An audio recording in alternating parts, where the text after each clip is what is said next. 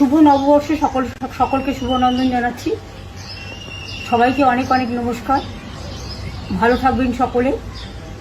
বাংলার একটা ঐতিহ্য, বাংলার একটা গরিমা আছে, এটা আমাদের বাংলার নববর্ষ এবং সাথে সাথে অনেক রাজ্যেরও নববর্ষ আছে।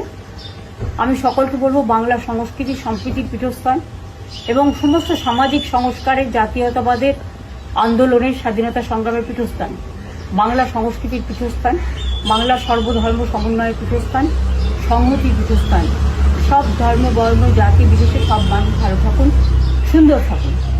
আর তৃণমূল কংগ্রেস সরকার আপনারা দেখেছেন, কেন্দ্রীয় বঞ্চনা সত্ত্বেও আমরা প্রায় 105টা সোশ্যাল স্কিম করেছি, জন্ম থেকে মৃত্যু অবধি সব মানুষের জন্য।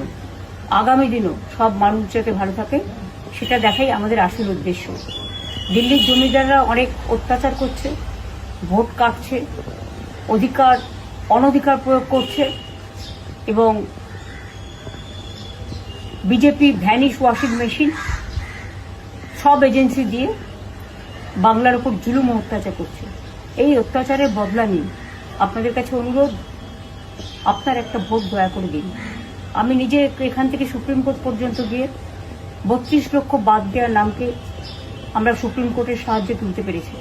বাদবাকিও যারা আছেন, নিশ্চয়ই আজ নয় কাল তাদের নামও কোনোভাবে উঠবে, যেহেতু ট্রিব্যুনাল চলছে।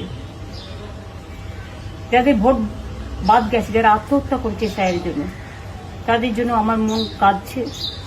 আমি জানি একটা পরিবারে 4 জন ভোট দেবে, একজন ভোট দিতে পারবে না, সেটা কেউই মেনে নিতে পারে না। তাই আসুন, আমরা দাঙ্গা নয়, রক্ত নয়, সন্ত্রাস নয়, অত্যাচার নয়, ওরা অনেক চমকাচ্ছে দিল্লি থেকে, কোনো চমকানি নয়। আসুন আমরা নতুন ভোট নিয়ে আসি, শান্তি সম্প্রীতির বার্তা দিয়ে, সংস্কৃতির বার্তা দিয়ে, সকলকে ভালোবেসে।